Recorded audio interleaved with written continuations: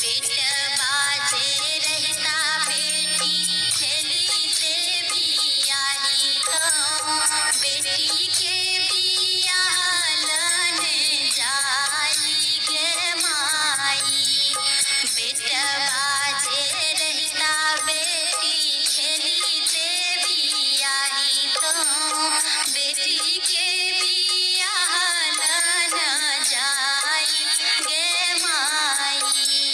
सीता जो बुतवारा कतहु न भेटत कतरी सलायब जमाय गे माई। सीता जो बुतवर